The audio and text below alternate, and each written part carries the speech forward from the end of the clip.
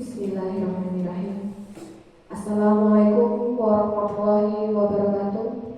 Waalaikumsalam warahmatullahi wabarakatuh. Selamat siang dan salam sejahtera untuk kita semua. Yang terhormat Kepala SD Negeri 3 Ngandong, Ibu Yuliana Wisnuwardani SPD. Yang kami hormati Ketua Kombel SD Negeri 3 Ngandong, Bapak Aris Priyono SPD. Yang kami hormati penyaji materi guru CGP Angkatan 11 Ibu Lilis Suryani SPD. Bapak Ibu guru peserta desiminasi yang berbahagia.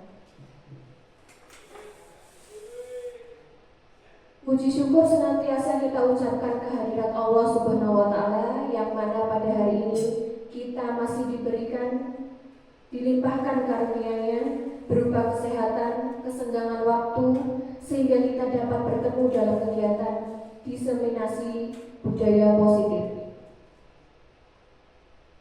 Sebelum memasuki acara inti, perkenankan saya untuk membacakan susunan acara rapat hari ini. Acara yang pertama, pembukaan.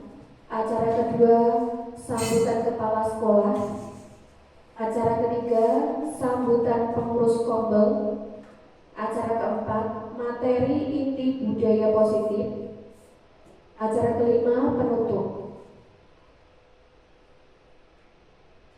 Bapak Ibu yang berbahagia, acara yang pertama adalah pembukaan. Marilah kita buka acara pada siang hari ini dengan bacaan basmalah. Bismillahirrahmanirrahim. Terima kasih. Acara yang kedua yaitu sambutan Kepala Sekolah SD Negeri 3 Ngandong kepada Ibu Yuliana Wisnuwardani. Waktu kami persilakan.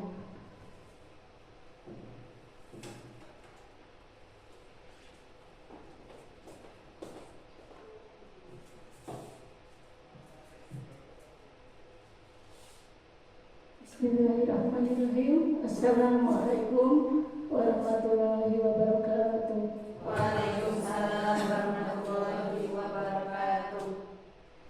Bapak Ibu peserta diseminasi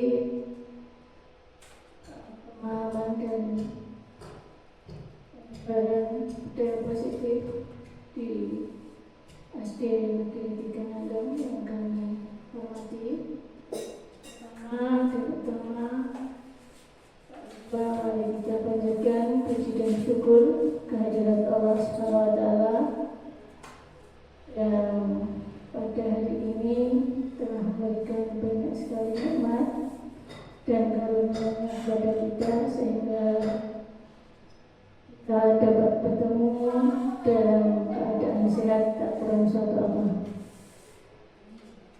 Selanjutnya kami mengucapkan selamat datang di sekolah kami, Bapak Ibu, untuk mengikuti desiminasi yang akan dipaparkan nanti oleh Ibu Lilis Suryani, calon guru penggerak angkatan 11 dari SD atau 3, yang membawa tema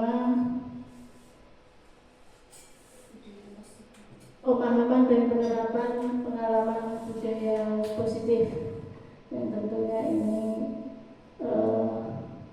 sangat selalu bersinggungan dengan tupoksi kita sebagai pendidik, dan nanti bagaimana cara kita untuk mengelola tingkah laku anak-anak didik kita dengan budaya disiplin nanti secara Ibu Lili Suryani, harapan kita dengan kegiatan ini nanti akan membawa manfaat yang akan bisa kita terapkan di dalam kelas maupun di lingkungan sekolah kita masing-masing. Demikian Bapak Ibu, saya ucapkan selamat untuk mengikuti kegiatan diseminasi pada pagi hari ini. Semoga nanti membawa manfaat kebaikan bagi sekolah kita masing-masing. Demikian, ada kurang dan lebihnya kami dalam menyambut Bapak dan Ibu. Mohon maaf. Billahi taufiq wal hidayah. Assalamualaikum warahmatullahi wabarakatuh. Waalaikumsalam warahmatullahi wabarakatuh.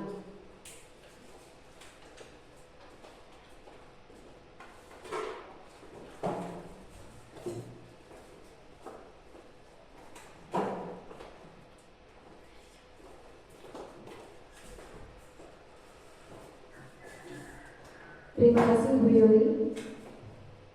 Acara ketiga yaitu sambutan pengurus Kompel kepada Bapak Aris Priyono SPD. Waktu kami persilakan.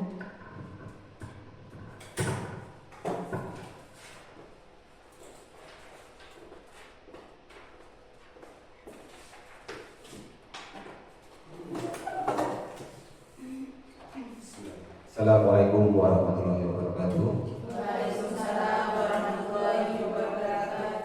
Yang terhormat Ibu Juliana Wisnuwardani selaku Kepala SD Kangato, yang saya hormati Bapak Ibu guru serta tamu yang berbahagia, yang saya hormati tak lupa yang calon penggerak, calon guru penggerak itu Ibu Lilis Suryani SPD. Pertama-tama marilah kita panjatkan puja dan puji berkenan Allah Subhanahu wa Ta'ala, di mana dalam kesempatan siang hari ini kita masih diberi nikmat sehat sehingga dapat sempat mengikuti kegiatan diseminasi penyebaran pemahaman dan penerapan pengalaman tentang budaya disiplin positif dari calon guru penggerak Ibu Lilis Suryani SPD. Bapak Ibu yang kami hormati, saya selaku Ketua Komunitas Kompel SD Estekan dari SD 3 Kanto mengucapkan terima kasih, memberi apresiasi yang besar-besarnya kepada Ibu Lilis Suryani selaku calon guru penggerak. Semoga bisa nantinya bisa menggerakkan kita menjadi suatu yang bisa memajukan SD 3 Kanto.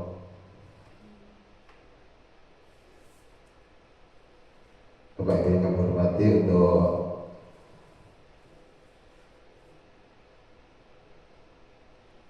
Ibu Lilis ya semoga nantinya bisa bukan hanya untuk Bapak Ibu guru untuk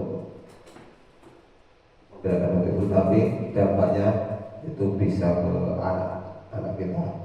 Ya, intinya semoga bisa meningkatkan kompetensi anggota Bapak Ibu guru yang ada di SD Kanto, ya, bisa saling berbagi, saling support demi kemajuan bersama dan meningkatkan kualitas pembelajaran di SD 3 Kanto. Mungkin itu yang bisa saya sampaikan dari Ketua Kompel SD 3 Kanto. Terima kasih.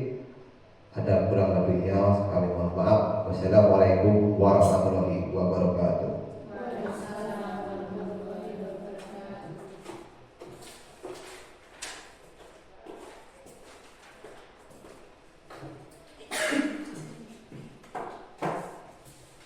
Terima kasih Bapak Aris. Bapak Ibu yang berbahagia, acara keempat yaitu penyampaian dan penyajian materi inti tentang budaya positif yang akan disampaikan oleh Ibu Lilis Suryani. Kepada Ibu Lilis Suryani, waktu dan tempat kami persilakan.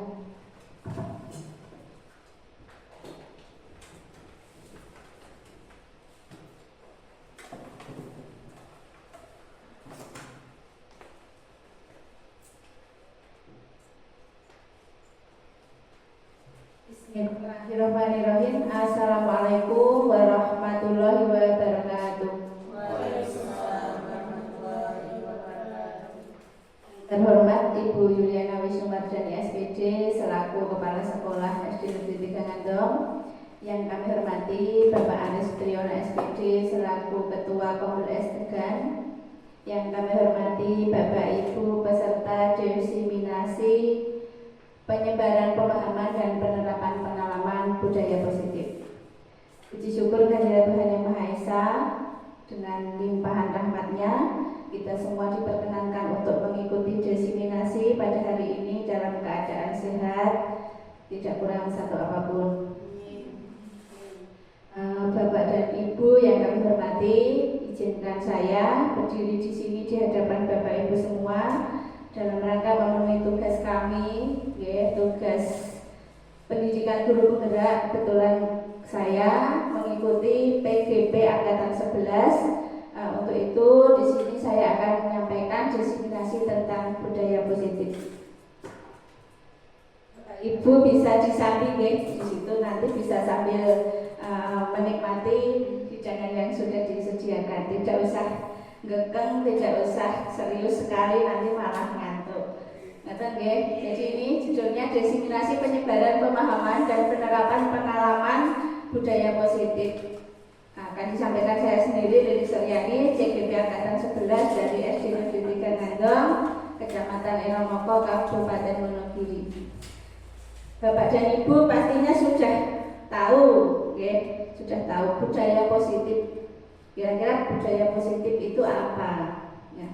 Kalau melihat dari konteks kalimat budaya positif itu berarti berkaitan dengan sesuatu hal kebudayaan yang sudah dilakukan yang bersifat positif.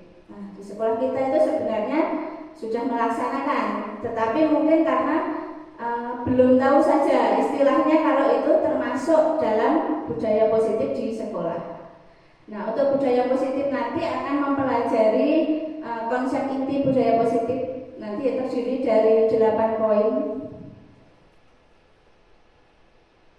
Dari 8 poin. Nah, Ibu bermasalah, jadi saya muncul konsep inti budaya positif. Jadi yang akan kita pelajari bersama.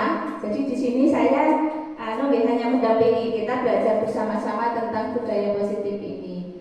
Ada 8 yang akan kita pelajari, yaitu perubahan paradigma belajar. Yang kedua, disiplin positif. Yang ketiga, nilai-nilai kebajikan. Yang keempat, kebutuhan dasar manusia. Yang kelima, motivasi perilaku manusia. Yang keenam, posisi kontrol guru. Yang ketujuh, keyakinan kelas. Dan yang kedelapan, segitiga restitusi. Nah, ini yang ada dalam budaya positif. Jadi konsepnya seperti ini. Yang pertama, perubahan paradigma belajar dulu.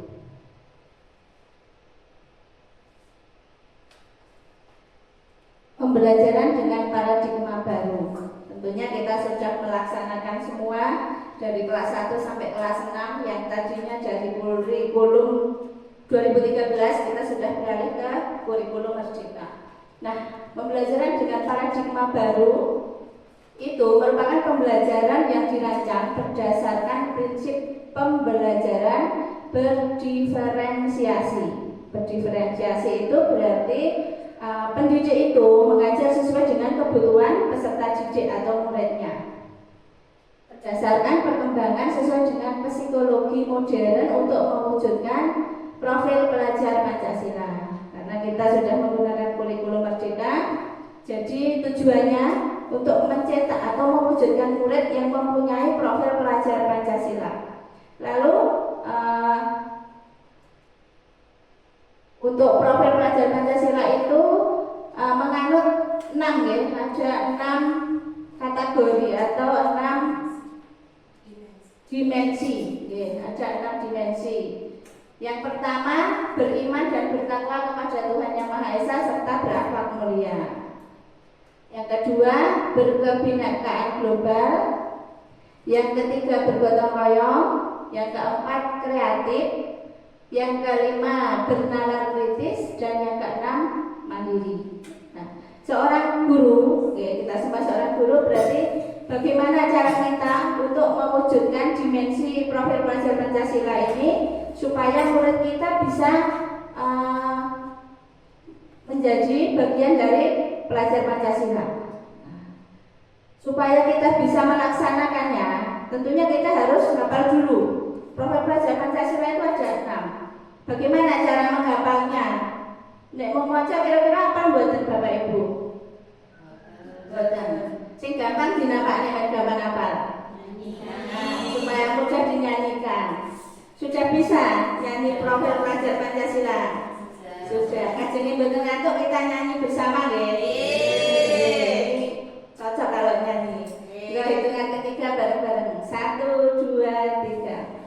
Pelajar Pancasila beriman dan bertakwa pada Tuhan yang Esa dan berakhlak mulia, berkebinekaan global, gotong royong mandiri, kreatif dan bernalar kritis. Berarti Bapak Ibu sudah hafal.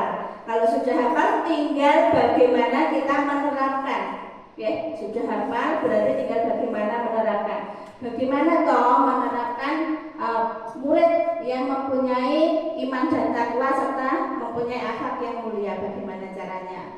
Lalu bagaimana mewujudkan murid yang berkebinekaan global? Lalu bagaimana mewujudkan murid yang bernalar kritis? Nah, itu semua nanti dipelajari di kurikulum Merdeka yang sudah kita laksanakan dari kelas 1 sampai kelas 6.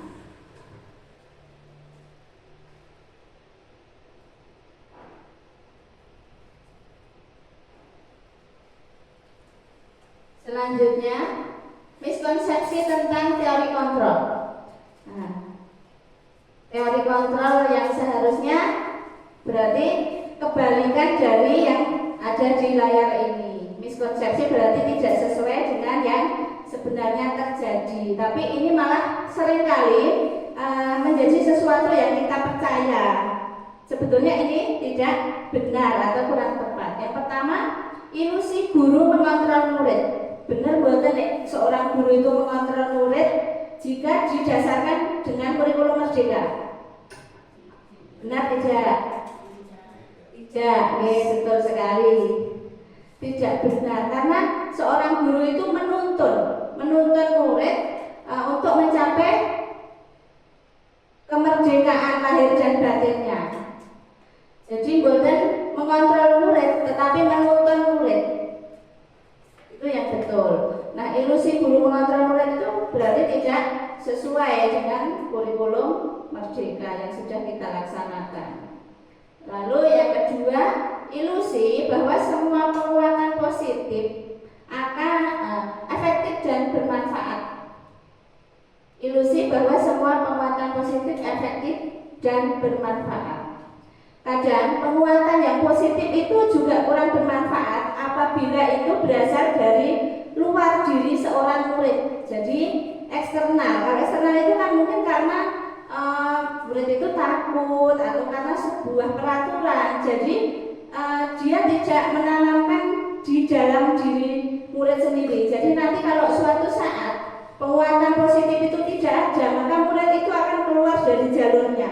Misalkan ada aturan, oh di kelas A kalau tidak memakai topi nanti menyanyi ke depan, misalkan itu kan aturan positif ya untuk mewujudkan siswa yang tertib. Tapi suatu saat jika di kelas A itu berganti guru, bisa jadi itu muridnya wah ini udah ganti guru, berarti tidak pakai topi tidak apa-apa kan, tidak ada aturannya.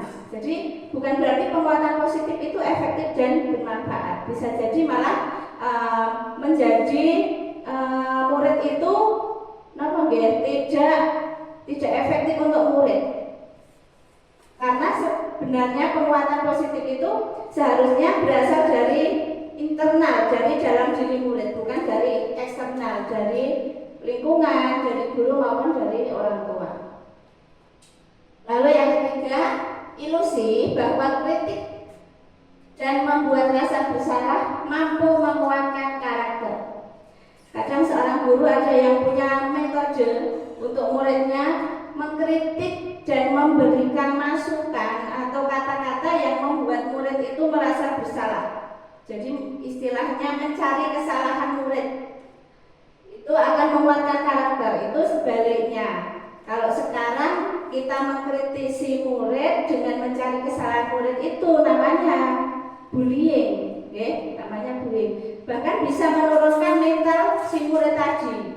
Seperti itu. Selanjutnya yang keempat, ilusi bahwa orang dewasa berhak memaksa.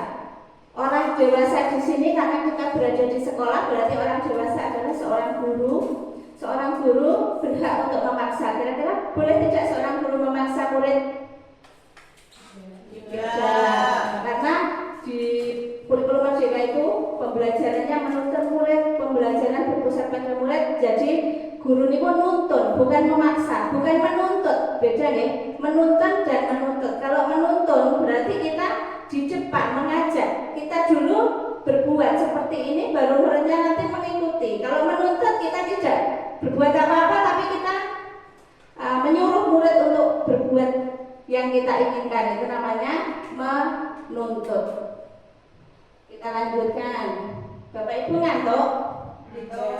Ya, kalau ngantuk monggo sambil dinikmati kan sini mboten ngantuk. Selanjutnya mengubah paradigma stimulus respon ke pendekatan teori kontrol.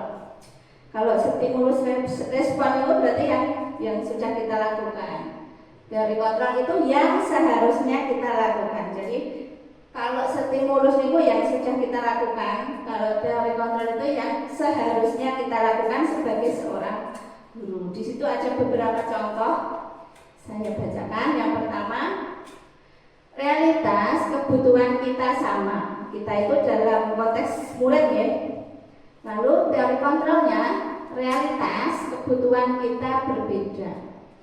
Jadi kalau sekarang baru kurikulum merdeka berjalan belum lama, kita menganggap kebutuhan murid itu sama. Murid ini butuh ilmu dikai pelajaran setiap hari, gitu. Yang penting orang kelompok, yang penting pelajaran jalan terus, ada ulangan, ada penilaian. Itu sama. Nah, seharusnya yang dilakukan, realitas kebutuhan kita berbeda. Murid itu mempunyai kebutuhan yang berbeda, baik dari kebutuhan belajar. Misalkan murid itu tidak semua memiliki bakat dan minat yang sama. Sebaiknya sebagai seorang guru kita harus mengerti dulu minat dan bakat murid kita itu yang seperti apa. Kadang ada murid yang tidak begitu pandai dalam pelajaran, tapi mereka mempunyai kelebihan di bidang seni. Itu bisa saja terjadi. Jadi kita harus mengikuti, kita harus memfasilitasi murid itu untuk mengembangkan minat dan bakatnya. Banyak murid yang mengikuti kegiatan-kegiatan di luar jam sekolah, misalkan mengikuti MAPSI, mengikuti FLS 2N, FTP, itu tidak semua murid yang mempunyai peringkat yang baik, tetapi ada juga yang peringkatnya baik. Yang jelas kita harus memfasilitasi murid kita sesuai dengan minat dan bakatnya. Kadang nggih Bu Lilis Kurnia, di kelas kami, di sekolah kami, di kelas 1 itu juga ada yang istimewa. Mungkin kalau disuruh anteng duduk mendengarkan Bu Guru, ada yang tidak bisa. Ada yang mereka itu bisa belajarnya dengan sambil bermain. Ya tidak apa-apa, itulah mereka. Tugas kita itu menampung murid kita sesuai dengan kelebihan dan kekurangannya. Seperti itu. Di bawahnya, semua orang melihat hal yang sama. Seharusnya setiap orang memiliki gambaran yang berbeda. Ini sama, ya, intinya seperti tadi, bahwa kadang guru itu melihat murid itu podo kabeh. Murid ki ya podo, ya murid sing butuh diberi ilmu. Tapi yang harus kita lakukan, bagaimana cara kita memberikan ilmu untuk murid. Padahal murid kita itu sudah pasti beragam. dari sosial budaya yang berbeda, terus dari latar belakang keluarga yang berbeda. Tentunya murid itu mempunyai perbedaan-perbedaan. Gaya belajarnya berbeda. Ada yang belajarnya senangnya duduk tapi belajar nyenuk. Ada yang belajarnya sambil dengerin musik malah pinter. Beda-beda seperti itu. Yang ketiga, kita mencoba mengubah agar orang berpandangan sama dengan kita. Seharusnya kita berusaha memahami pandangan orang lain tentang dunia. Nah, karena tadi profil pelajar Pancasila tentunya berwawasan global, jadi kita harus move on, tidak hanya di lingkungan kita saja, kita harus berpandangan lain tentang dunia. Jadi suatu saat nanti murid kita itu keluar dari area sekolah kita, mereka akan siap. Seperti kebetulan tahun ini siswa kita biasanya kalau lulusan SMP berada di dekat, di SMP yang terdekat. Tahun ini ada siswa kita yang diterima di SMP ITA Yogyakarta Wonogiri. Tentunya kalau mereka tidak siap, mereka akan kaku di sana. Mereka akan tertinggal dengan siswa-siswa yang sudah SD di kota. Nah, itu tugas kita semua sebagai seorang guru. Bagaimana mengubah sudut pandang anak itu untuk berkebinakaan global, mengenal dunia luar itu seperti apa. Selanjutnya, perilaku buruk dilihat sebagai suatu kesalahan. Seharusnya semua perilaku memiliki tujuan. Jadi mungkin murid itu kalau berbuat yang buruk, kita cap sebagai murid yang nakal. Dia itu bersalah karena nakal berbuat yang tidak baik. Tetapi sebenarnya kita itu harus melihat dulu, kita harus mencari tahu dulu kenapa kok murid saya itu bisa berbuat seperti itu. Apa sih latar belakangnya murid itu berbuat seperti itu? Misalkan, ini contohnya, kok murid ada yang mengambil bekal makanan temannya. Jadi temannya makan dicomot, itu kan perbuatan yang tidak baik. Kalau di stimulus respon berarti kita menghakimi si murid. Tetapi jika di teori kontrol kita harus mencari tahu dulu apa ya penyebabnya si A itu kok suka meminta atau mengambil bekal temannya. Bisa jadi dia tidak diberi bekal orang tuanya. Terus lagi bisa jadi memang anak itu kepengin dengan bekalnya si teman karena belum pernah makan atau seperti apa. Jadi tugas guru itu kita harus mengetahui luar dalam dari murid kita, tidak hanya sebatas materi saja, tapi juga tentang karakteristik dari si siswa itu tadi, termasuk dari latar belakang sosial budaya dan lingkungannya. Selanjutnya, orang lain bisa mengontrol saya, seharusnya hanya Anda yang bisa mengontrol diri sendiri. Jadi kita itu harus berpegang teguh pada pendirian kita. Jangan mudah diombang-ambingkan oleh perkataan orang lain. Jadi misalkan ini saya di sini calon guru penggerak angkatan 11. Kalau saya tidak berpegang teguh, mungkin saya putus di tengah jalan. Banyak yang bilang, pun jajak kemelu guru penggerak. Kenapa harus ikut guru penggerak? Apa sih keistimewaannya? Karena saya berpegang teguh, berarti saya harus menyelesaikan program ini dengan baik. Maka sampai di titik ini saya masih bisa melaksanakan dengan baik. Seperti di murid juga seperti itu. Murid itu yang bisa mengontrol ya dirinya sendiri, bukan orang lain. Selanjutnya sama gitu, di bawahnya pemaksaan ada pada saat bujukan gagal. Seharusnya kolaborasi dan konsensus menciptakan pilihan-pilihan baru. Nah, pada saat bujukan gagal, kita membujuk gagal, kita mengeluarkan jurus memaksa. Kita bujuk dulu anak, misalkan di kelas, ayo belajar, ayo menulis, kok orang lupa. Terus berarti memakai pemaksaan. Kamu harus nulis, kalau tidak nulis nanti tidak dapat nilai. Itu yang terjadi, stimulus responnya. Itu tidak perlu dilaksanakan sebenarnya, karena itu akan menurunkan mental si anak. Nah, yang seharusnya kita laksanakan adalah berkolaborasi untuk menciptakan pilihan-pilihan baru. Jadi kita harus membuat murid itu mempunyai pilihan-pilihan. Ayo dikerjakan di sekolah atau mau dikerjakan nanti di rumah, misalkan seperti itu. Jadi tidak harus kita itu memaksa seorang murid atau harus sesuai dengan keinginan kita. Yang terakhir, model berpikir menang atau kalah yang seharusnya terjadi adalah model berpikir menang-menang. Ya, ini menang atau kalah itu berarti model berpikir yang masih negatif, tidak percaya diri. Yang seharusnya adalah model berpikir menang-menang. Berarti kita harus membentuk seorang murid itu menjadi percaya diri sesuai dengan kemampuannya, bakat apa yang dimiliki, minat apa yang dimiliki. Kita harus mendorong mereka. Kita lanjutkan. Disiplin positif. Disiplin berasal dari kata disiplina yang berarti belajar. Disiplin mengacu pada disiplin diri yang memiliki tanggung jawab terhadap apa yang dilakukannya berdasarkan nilai-nilai yang diyakini. Jadi disiplin positif ini sudah kita terapkan di sekolah kita. Misalkan contohnya apa kalau disiplin positif?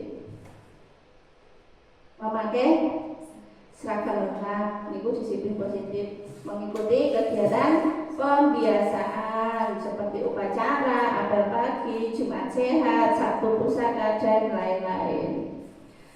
Disiplin positif merupakan salah satu cara penerapan disiplin yang bertujuan untuk menumbuhkan kesadaran serta memberdayakan peserta didik tanpa imbalan, penghargaan, reward, ancaman, atau hukuman. Jadi disiplin yang baik itu yang berasal dari dalam diri seorang murid tanpa harus mendapatkan embel-embel seperti penghargaan, imbalan, ancaman, dan hukuman. Jadi kalau seorang murid itu disiplin karena embel-embel tersebut, tidak menjamin murid itu akan disiplin saat mereka berada di luar sekolah, gitu. Karena mungkin penghargaan, reward, atau hukuman itu hanya berlaku saat di sekolah. Misalkan anak-anak melaksanakan sholat luhur berjamaah di sekolah. Oh, kalau melaksanakan sholat nanti dapat bintang dari bu guru agama. Mereka itu melakukan disiplin positif itu bukan karena kemauannya untuk sholat, tapi karena ingin mendapatkan bintang. Nanti beda lagi konteksnya kalau di rumah. Di rumah ibunya tidak memberi bintang, lah ngapa ndak sholat kok mulai untuk bintang. Bu guru agama ya ora ngerti. Itu. Jadi kita itu menanamkan disiplin positif itu dari dalam diri murid. Jadi bukan karena imbalan, bukan karena reward, bukan karena hukuman atau ancaman. Selanjutnya, sebagai pendidik, tujuan kita adalah menciptakan peserta didik yang memiliki disiplin diri sehingga mereka berperilaku mengacu pada nilai kebajikan universal dan memiliki motivasi intrinsik dalam perubahan perilaku ke arah yang lebih baik. Jadi tujuannya kita mencetak, mewujudkan murid-murid yang memiliki nilai kebajikan universal. Kira-kira apa nilai-nilai kebajikan universal? Contohnya mungkin Bapak Ibu ada yang sudah tahu. Jadi itu sudah sering kita ucapkan, cuman mungkin tidak tahu. Nah, itu masuk dalam nilai kebajikan universal. Yang jelas kalau nilai-nilai kebajikan universal itu berarti nilai-nilai yang positif, yang baik, seperti kemandirian, seperti berakhlak mulia, itu kan baik. Berarti itu masuk dalam nilai kebajikan universal serta memiliki motivasi intrinsik, motivasi dari dalam diri murid itu untuk melakukan disiplin positif di sekolah maupun di luar sekolah. Jadi harapannya itu disiplin positif itu tidak hanya dilakukan di sekolah, tapi berkelanjutan sampai di rumah, sampai di lingkungan mereka. Monggo disambi kajenge boten ngantuk Bapak Ibu. Nah, ini nilai kebajikan universal tadi adalah nilai yang disepakati bersama lepas dari suku, bangsa, agama, bahasa, maupun latar belakangnya. Jadi nilai yang disepakati bersama tanpa memandang agamanya apa, budayanya seperti apa, bahasa yang digunakan apa. Contohnya di sini ada 3 contoh ya. Kalau profil pelajar Pancasila tadi kita sudah nyanyikan, itu ada 6 nilai kebajikan universalnya: beriman dan bertakwa kepada Tuhan Yang Maha Esa, berakhlak mulia, berkebinekaan global, gotong royong, mandiri, kreatif, dan bernalar kritis. Lalu kalau menurut Ibu Primari Years Program itu toleransi, rasa hormat, integritas, mandiri, menghargai, antusias, empati, keingintahuan, kreativitas, kerjasama, percaya diri, dan komitmen. Dari kedua itu ada nilai yang negatif tidak, Bapak Ibu?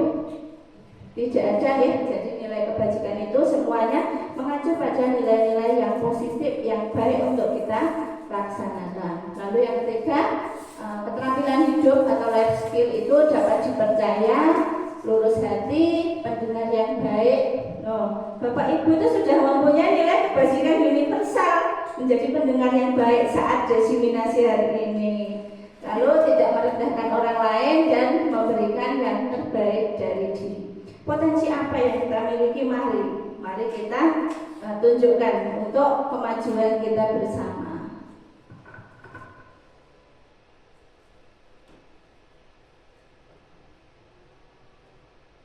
Materi selanjutnya, kebutuhan dasar manusia.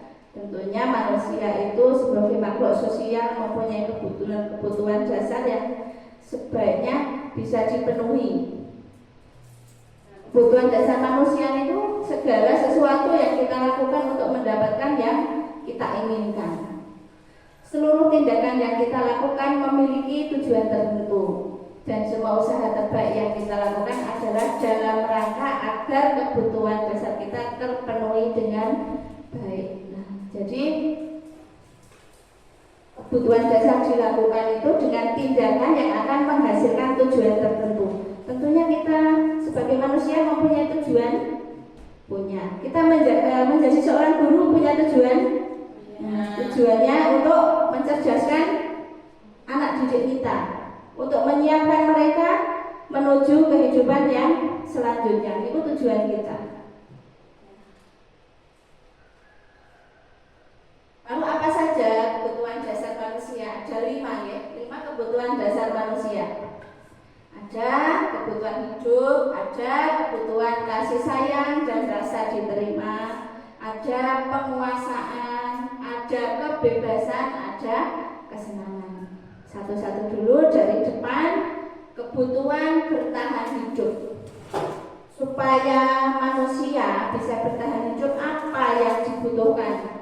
Ya butuh makan, butuh pakaian, butuh tempat tinggal, butuh rasa aman, butuh badan jiwa raga yang sehat. Untuk apa kita hidup kalau kita tidak sehat, kita tidak bermanfaat untuk orang lain? Nah, jadi kebutuhannya itu makan, pakaian, tempat tinggal, rasa aman. Kalau kita tinggal di suatu tempat tapi kita kemerungsung, tidak punya rasa aman, juga kita tidak nyaman, malah menjalani hidup sehari-hari itu tidak nyaman. Jadi bagaimana kita mewujudkan hidup yang aman dan sehat, supaya hidup kita bermanfaat untuk kita sendiri dan juga untuk orang lain, terutama karena kita seorang guru berarti harus bermanfaat untuk anak didik kita, untuk murid kita. Dan selanjutnya, kebutuhan dasar kasih sayang dan rasa diterima. Kita itu perlu untuk diterima, untuk mendapatkan rasa kasih sayang dari orang lain. Kalau tidak diterima di suatu tempat, apa yang kita rasakan? Ya, dikucilkan. Nyaman tidak kalau kita dikucilkan? Tidak nyaman. Nah, jadi mari kita bangun bersama rasa kasih sayang dan rasa diterima. Kita mulai dari diri kita. Marilah kita buka diri kita untuk memberikan kasih sayang kepada murid kita, kepada teman kita, serta kita menerima bagaimanapun murid kita dengan kekurangan dan kelebihannya. Ojo mung sing disayang-sayang murid sing pinter. Ya, murid yang kurang beruntung karena mungkin dari latar belakang keluarganya itu juga membutuhkan perhatian lebih dari kita. Misalkan orang tuanya sibuk, tidak bisa mengajari belajar, mereka kan kurang perhatian di rumah. Nah, itu tugas kita di sekolah, kita memenuhi kebutuhan anak itu. Apa yang belum mereka dapatkan di rumah, mari kita penuhi di sekolah. Karena pada dasarnya semua anak itu mempunyai hak yang sama, ya, mendapatkan perhatian dan kasih sayang. Selanjutnya penguasaan harga diri, keinginan untuk dianggap memimpin, berprestasi, diakui dan didengar.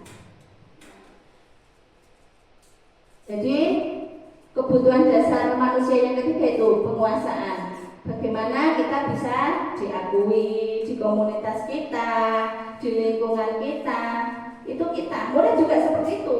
Mereka juga berusaha bagaimana mereka itu diakui di kelas mereka, tidak disepelekan, tidak dianggap tidak ada. Aku ki wis ora iso maca. Ngerano bu guru ki ora ngei pertanyaan. Pak guru kok aku dicuekin. Mereka itu juga merasa mungkin karena tingkatannya mereka sebagai murid mungkin tidak berani untuk mengungkapkan. Nah, untuk itu kita sebagai guru yang harus menerapkan hal itu kepada murid kita. Yang keempat, kebebasan. Kebebasan itu berarti mandiri, memiliki pilihan, mencoba hal yang baru, dan mampu mengendalikan arah dirinya. Jadi intinya kebebasan itu bukan yang semata-mata bebas terus bebas banget, tapi bebas itu juga harus ada batasan-batasan. Jadi apa yang boleh kita lakukan, apa yang tidak boleh kita lakukan. Sebagai murid juga seperti itu, kita harus menanamkan kebebasan pada murid. Jadi misalkan murid itu punya hak untuk bermain, punya dong, ya itu salah satu hak. Tapi harus ada batasan. Boleh bermain, tetapi sesudah melaksanakan kewajibannya, sesudah melaksanakan tugasnya. Seperti itu. Yang terakhir, kebutuhan dasarnya adalah kesenangan, bermain, humor, antusiasme, dan tertawa. Itu kebutuhan yang paling menurut saya, kalau menurut saya itu juga paling penting, karena kita itu harus membawa diri kita untuk ceria, untuk gembira. Kalau misalkan kita bekerja ini dari rumah, pikiran kita, hati kita sudah tidak nyaman, apakah sampai di sekolah saat bertemu murid kita bisa maksimal? Tentu saja tidak. Kita kepikiran tadi masalah apa yang dibawa ke sekolah.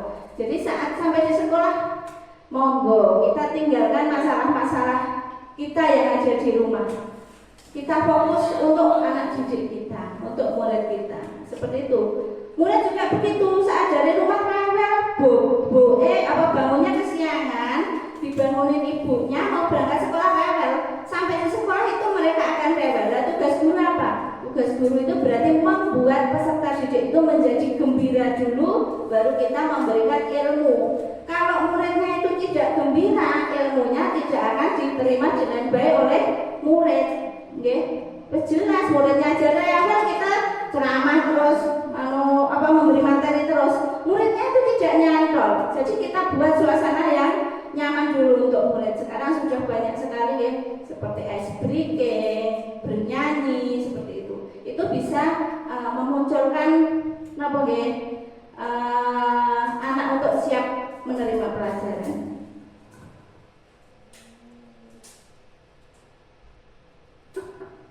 Selanjutnya, motivasi perilaku manusia. Ada 3 ya, ada yang motivasi ekstrinsik dan motivasi intrinsik.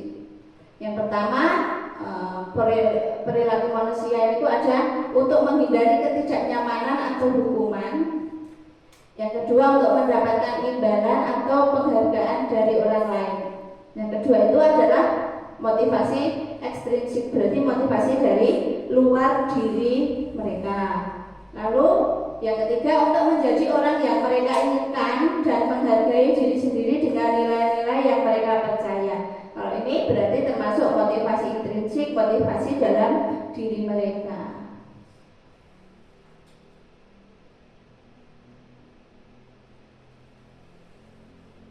hukuman, konsekuensi, dan restitusi.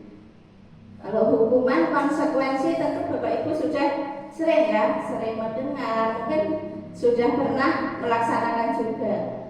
Kalau saya sendiri, restitusi itu juga belum lama memahami atau mengerti istilah itu, restitusi.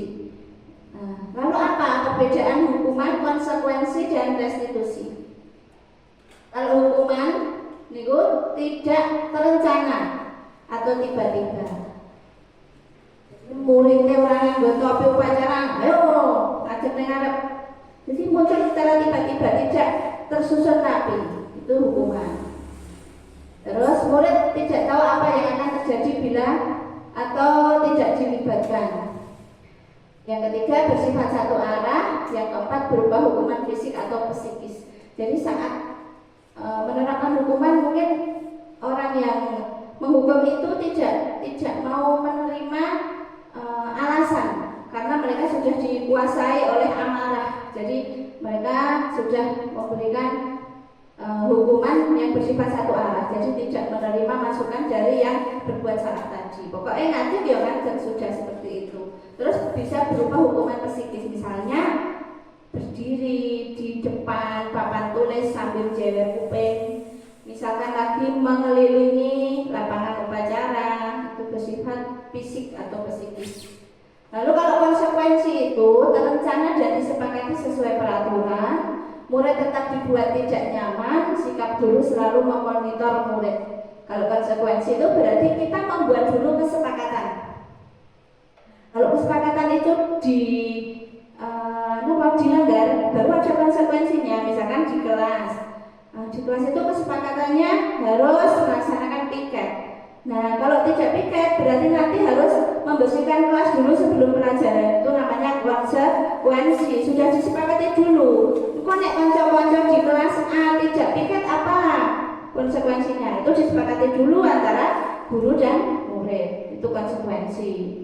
Nah, kalau restitusi adalah proses menciptakan kondisi bagi murid untuk memperbaiki kesalahan, proses kolaboratif yang mengajarkan murid untuk mencari solusi sendiri. Jadi kalau restitusi itu kita harus tahu dulu masalahnya. Kita tahu masalahnya, terus kita tahu kenapa si murid itu berbuat kesalahan seperti itu. Setelah itu kita harus mencari solusi bersama murid. Jadi murid mencari solusi tapi dengan panduan kita. Itu namanya restitusi. Lalu mengajak murid itu selanjutnya berbuat apa? Kalau seperti itu salah, kita mendorong murid, oh kalau seperti itu salah seharusnya kamu berbuat apa? Itu restitusi. Kalau restitusi itu berarti lebih baik kita lakukan sebagai seorang guru. Jadi tidak asal menghukum, tidak asal memberi konsekuensi. Jadi kita harus tahu dulu seorang murid itu berbuat seperti itu, alasannya apa, seperti itu.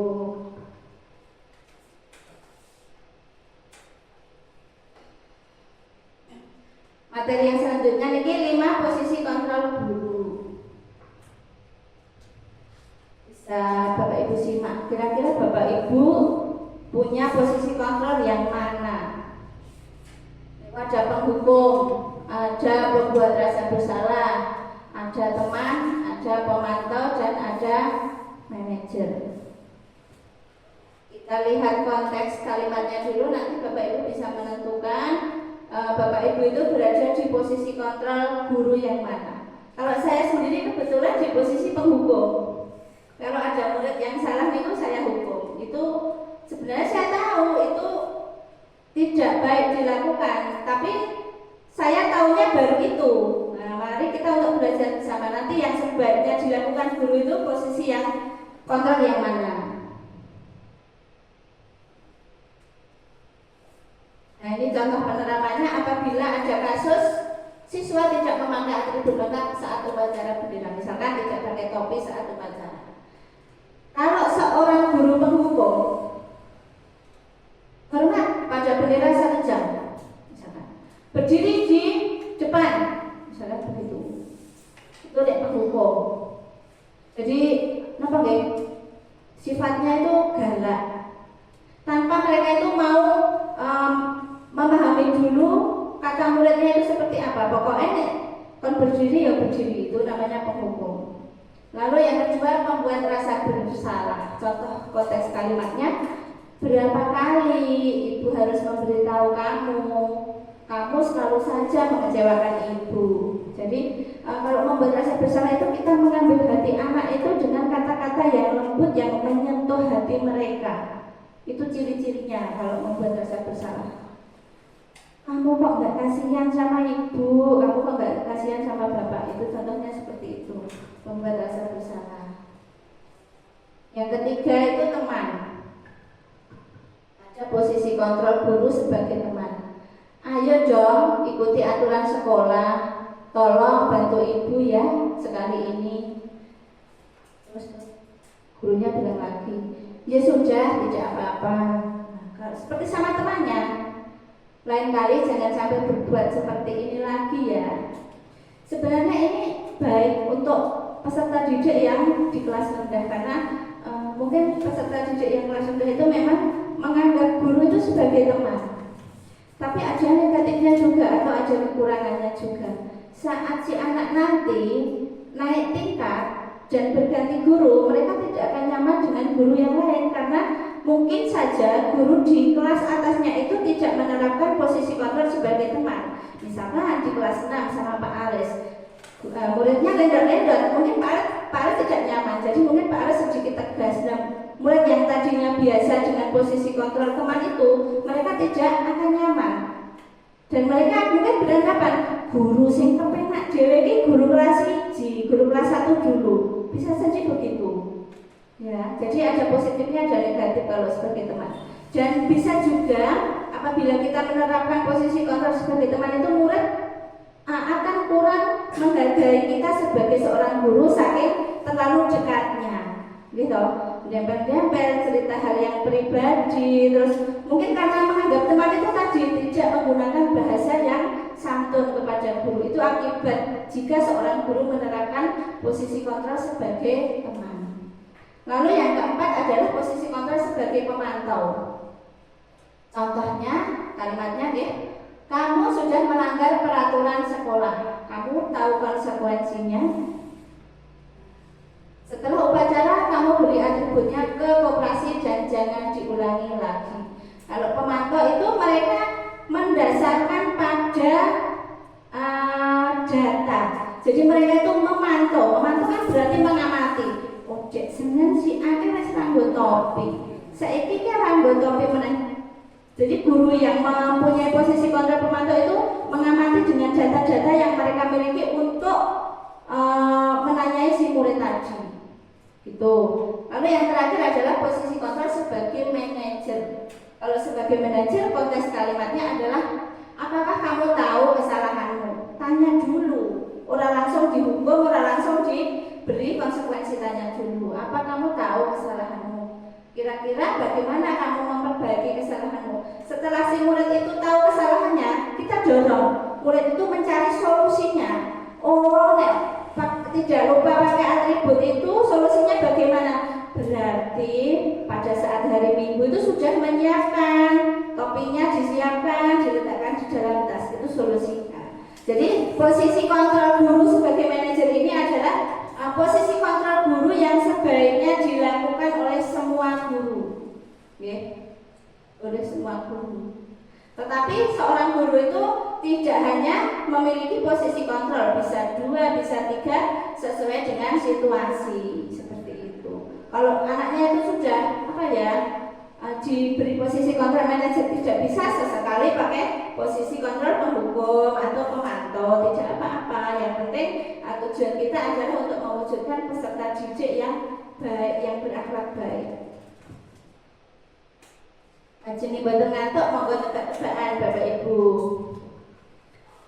Nah, posisi kontrol apakah aku? Jika ada kalimat saya kecewa sekali dengan kamu, saya kecewa sekali dengan kamu, atau ibu kecewa sekali dengan kamu, kira-kira posisi kontrolnya apa nih Bu? Ternyata Bu Guru Ngandung 3 Kompel S3 ini pinter-pinter ya, membuat rasa bersalah. Jadi mereka itu memelas dengan menyentuh hatinya. Saya kecewa sekali dengan kamu, nah, itu memelas gitu, namanya membuat rasa bersalah. yang kedua. Kalau seperti ini kalimatnya kira-kira posisi kontrol gurunya apa? Kamu tidak pernah benar melakukannya. Kira-kira apa? Kamu tidak pernah benar melakukannya. Itu dengan nada yang tinggi. Kira-kira posisi kontrolnya penghukum. Penghukum itu sudah apa nggih? Kelihatan rada garang seperti itu penghukum. Jadi dia itu tidak cari tahu dulu apa masalahnya si murid itu kok berbuat seperti ini. Yang ketiga, kalau ada kalimat apa rencanamu untuk menyelesaikan masalah ini? Kenapa? Manajer bersalah ditanyai dulu kenapa bisa berbuat, lalu ditanya lagi apa solusi ke depannya. Itu posisi guru sebagai manajer. Yang keempat, ayolah lakukan demi bapak ibu guru ya. Apa? Teman. Jadi kalau posisi kontrolnya sebagai teman itu guru itu ya sangat dekat sekali dengan murid, sampai ngomongnya ayolah, kan bisa sambil megang apanya pundaknya, ayolah gitu. Itu posisi kontrol guru sebagai teman. Terakhir berarti yang belum disebutkan ya, gampang. Nah, kamu tidak pernah mendapat nilai jika tidak mengerjakan tugas. Berarti posisi kontrol sebagai pemantau. Kamu tidak pernah mendapatkan nilai. Berarti dia itu sudah punya data-data nilai. Jadi nek pemantau itu didasarkan pada data-data yang dimiliki si guru. Kita lanjutkan ya. Nah, selanjutnya setelah posisi kontrol ada keyakinan kelas. Bapak Ibu sudah familiar ya dengan keyakinan kelas. Pertanyaannya, mengapa kok keyakinan kelas? Mengapa kok bukan peraturan kelas? Ada Bapak Ibu yang mau bantu menjawab?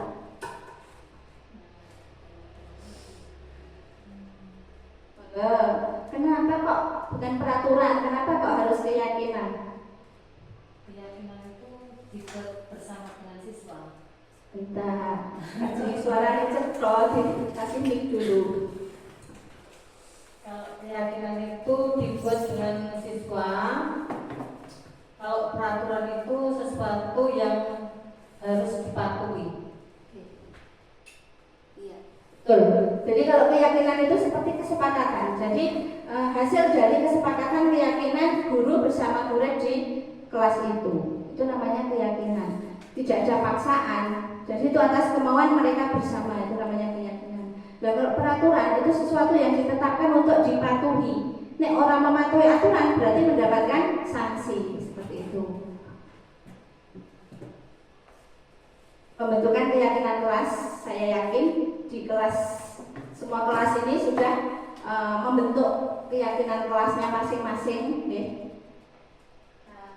Kalau keyakinan kelas itu bersifat abstrak, berupa pernyataan yang universal atau yang umum, yang mudah dipahami, dibuat dalam pernyataan positif. Maksudnya apa pernyataan positif?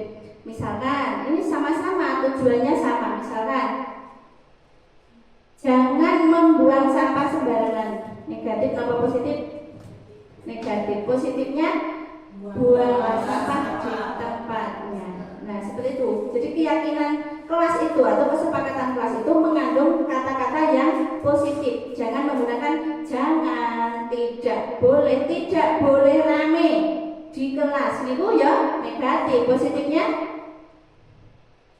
apa? Kalau tidak boleh rame di kelas, misalkan belajarlah dengan tenang, seperti itu. Jadi Bapak Ibu yang masih mempunyai keyakinan kelas mengandung hal-hal kata yang negatif, nanti bisa dibenahi lagi.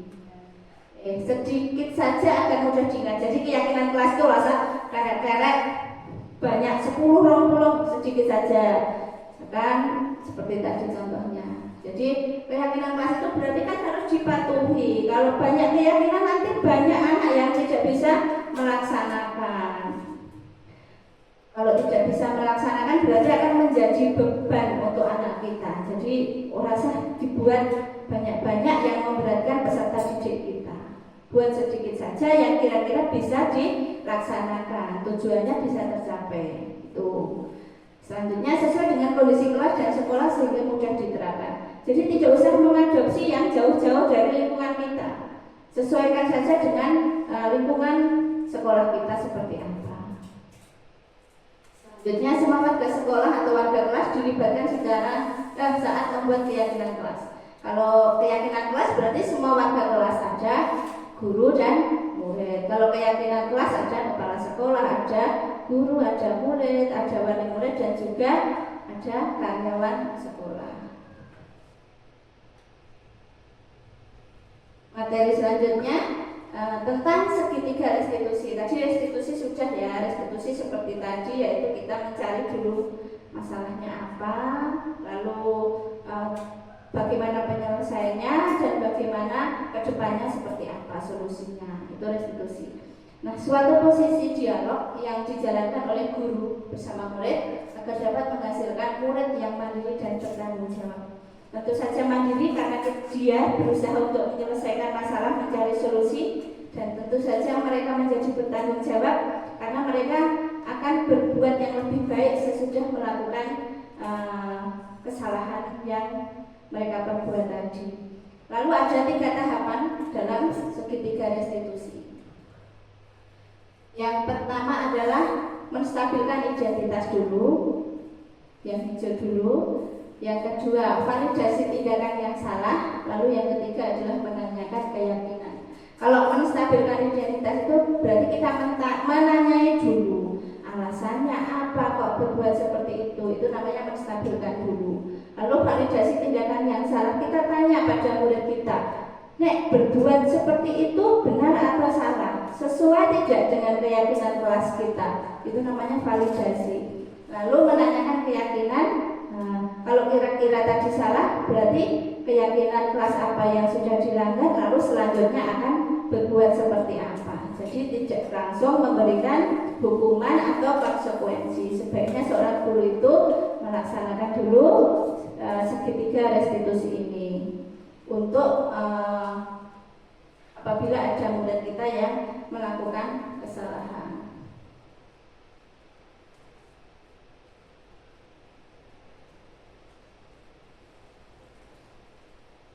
Ini yang menstabilkan identitas berdasarkan prinsip membuat kesalahan adalah bagian dari proses pembelajaran.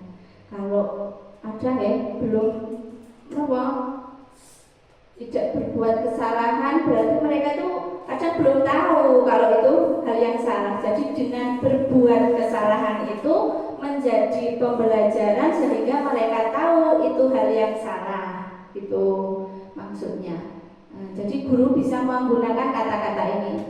Berbuat salah itu hal yang wajar. Manusia wajar berbuat salah. Tidak hanya murid, kadang guru ya berbuat salah. Lalu tidak ada manusia yang sempurna. Itu. Yang ketiga, ibu juga pernah melakukan hal itu. Jadi itu menstabilkan dulu, kita tanya. Ibu tidak mau mencari siapa yang salah, tapi ibu ingin mencari solusi permasalahan ini. Yang terakhir, kamu berhak merasa begitu. Selanjutnya, sesudah menstabilkan identitas ada validasi tindakan yang salah. Kata-katanya misalkan, kamu pasti punya alasan mengapa melakukan hal itu. Kita tanya dulu, kita beri kebebasan murid itu untuk menyampaikan pendapat dan alasannya saat mereka berbuat kesalahan. Padahal kamu bisa melakukan yang lebih buruk dari ini ya. Misalkan anak melempar buku temannya, itu masih baik daripada memukul. Nah itu, kok membuang pensil temannya lebih baik daripada menendang temannya. Seperti itu. Kamu patut bangga karena telah melindungi sesuatu yang penting buatmu. Yang terakhir, kamu melakukannya karena mempertahankan sesuatu yang penting bagimu.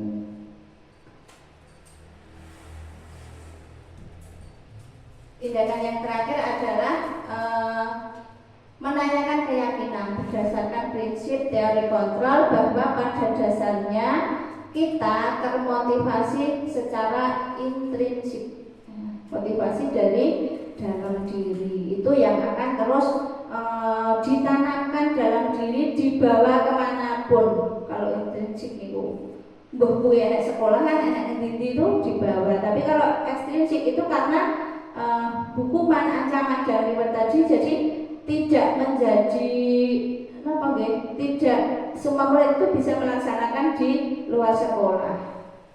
Kata-katanya contohnya apa keyakinan kelas kita? Tanya dulu, keyakinan kelas kita apa? Nilai apa yang telah kita sepakati bersama? Nilai yang di sini dimaksud adalah nilai-nilai kebajikan universal tadi, mengacu pada nilai-nilai positif. Yang ketiga, seperti apa gambaran sebuah kelas yang ideal menurut kamu? Jadi kita memberi keleluasaan anak itu untuk menyampaikan pendapatnya sesuai dengan pengetahuan mereka. Yang terakhir, kamu ingin menjadi orang yang seperti apa? Nah, kita tanya murid itu pengennya seperti apa? Nah, karena seperti tadi filosofi KHJ bahwa guru itu menuntut bukan menuntut. Jadi kita itu harus mengetahui karakteristik kita, karakteristik murid kita dengan kita pendekatan kepada murid melalui percakapan kepada murid. Jadi kalau di kelas tidak hanya memberikan pelajaran tok, pelajaran apa murid.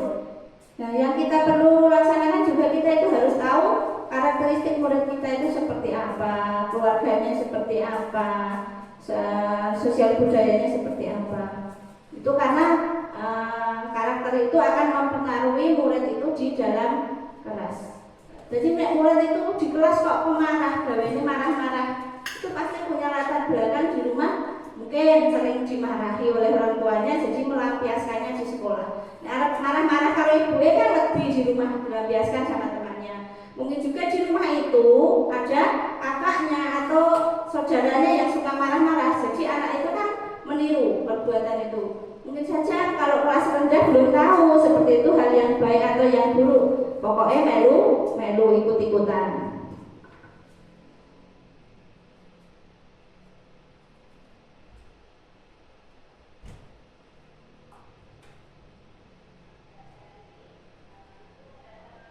Ini contoh segitiga restitusi.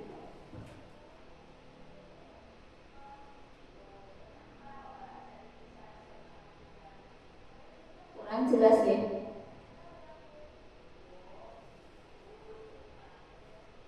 Ini sudah maksimal volumenya.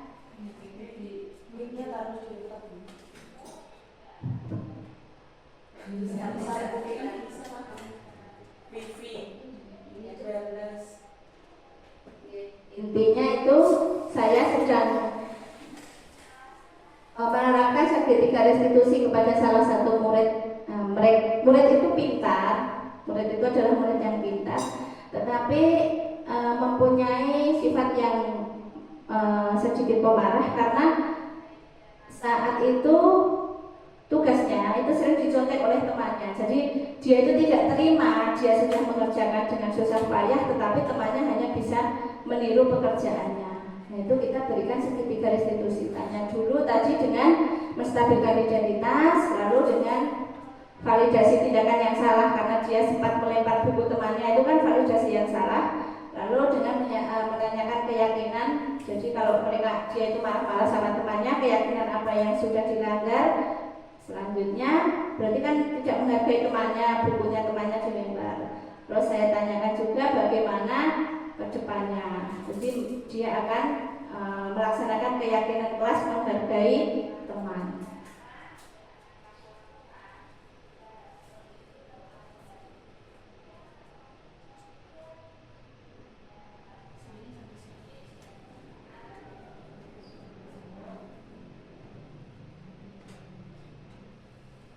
Nah, ini yang ditunggu-tunggu, penutup ya. Penutup intinya dalam penerapan program disiplin positif hendaknya guru memiliki standar kepribadian profesional dan sosial yang baik, di mana guru mampu merefleksikan dirinya dalam posisi kontrol saat ini. Jadi guru itu tahu posisi kontrolnya itu di mana, lalu merefleksi seperti saya tadi. Saya penghukum, kira-kira kalau penghukum itu baik atau tidak? Nah, kita refleksi diri kita benahi yang kurang baik, kita jadikan baik demi untuk mewujudkan murid kita yang berkarakter baik juga. bagaimana perjalanan dirinya sebagai among. Sebagai among itu berarti sebagai manajer. Among itu kan di depan, yang menuntut murid-muridnya menjadi insan yang mandiri, merdeka dan bertanggung jawab. Ya, ini sesuai dengan standar nasional pendidikan. Nah, ini yang ditunggu lagi. Terima kasih ya, Ibu Kepala Sekolah, Ketua Kombel, dan teman-teman peserta diseminasi hari ini. Mungkin hanya ini ya yang dapat saya sampaikan. Apabila dalam menyampaikan materi ini banyak kekurangan atau kesalahan dalam saya menyampaikan, saya mohon maaf. Billahi taufiq wal hidayah. Assalamualaikum warahmatullahi wabarakatuh.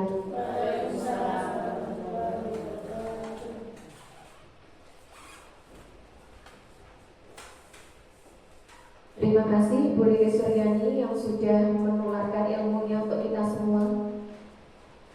Mungkin bisa kita praktekkan dalam kelas kita masing-masing ya Bu. Nih, semoga semua yang disampaikan oleh Bu Lili Suryani dapat bermanfaat bagi kita semua. Baik Bapak Ibu, acara terakhir adalah penutup.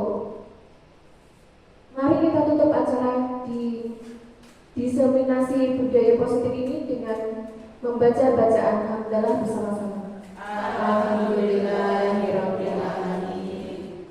Terima kasih atas perhatiannya. Kurang lebihnya mohon maaf. Wassalamualaikum warahmatullahi wabarakatuh. Waalaikumsalam warahmatullahi wabarakatuh. Monggo buka bungkusan. Absen. Ya belum.